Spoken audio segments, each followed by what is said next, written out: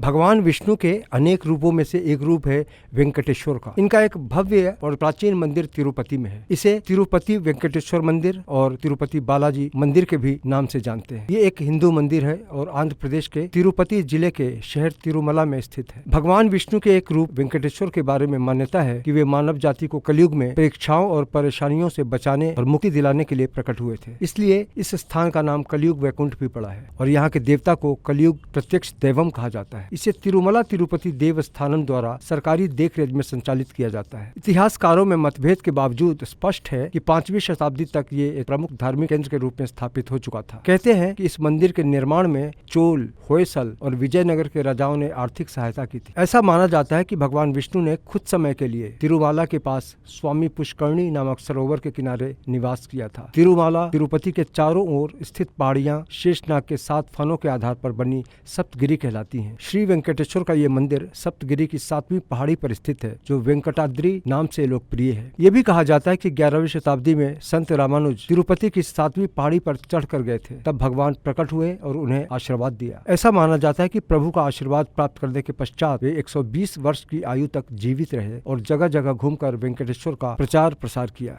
यह भी मान्यता है कि इस मंदिर का इतिहास 9वीं शताब्दी से प्रारंभ होता है, जब कांचीपुरम के शासक वंश पल्लवों ने इस स्थान पर अपना आधिपत्य स्थापित किया था। 15वीं सदी के पश्चात इस मंदिर की ख्याति दूर दूर तक फैलनी शुरू हो गई। सन 1843 से 1933 ईस्वी तक अंग्रेजों के शासन काल में इस मंदिर का प्रबंधन हाथीराम जी मठ के महंत ने संभाला। 1933 में इस मंदिर का प्रबंधन मद्रास सरकार ने अपने हाथ में ले लिया और एक स्वतंत्र प्रबंधन समिति तिरुमाला तिरुपति के हाथ में इस मंदिर का प्रबंधन सौंप दिया। आंध्र प्रदेश के राज्य बनने के बाद इस समिति का पुनर्गठन हुआ। यहाँ बाल दान करने की भी पुरानी परंपरा है। एक पौराणिक कथा के अनुसार तिरुपति बालाजी की प्रतिमा पर इतनी अधिक चींटियां आती थीं कि उन्हें रोक पाना असंभव हो गया था। चींटियों की संख्या इतनी अधिक थी कि वहाँ एक पर्वत सा खड़ा हो गया था। उसी दौरान वहाँ एक गाय प्रतिदिन आकर दूध देती थी। जब गाय के मालिक को इस बारे में ज्ञात हुआ तो उसे इतना गुस्सा आया कि उसने गाय की हत्या कुल्हाड़ी लेकर कर दी। जब ये सब हो रहा था तब भगवान के माथे पर चोट लगी और उनके बाल भी गिर गए थे। अपने पुत्र को इस अवस्था में देखकर माता नीला देवी अत्यंत दुखी हुई और उन्होंने अपने बाल काट डाले। फिर उन बालों को उन्होंने पुत्र के माथे पर रख दिया। ऐसा करते ही भगवान को चोट से राहत मिली और वे पूर्णतः स्वस्थ हो गए। उसी समय तिरुपति बालाजी ने माता की ममता देखकर कहा कि जो बाल सुंदरता बढ़ाने के काम आते हैं उन्हें आपने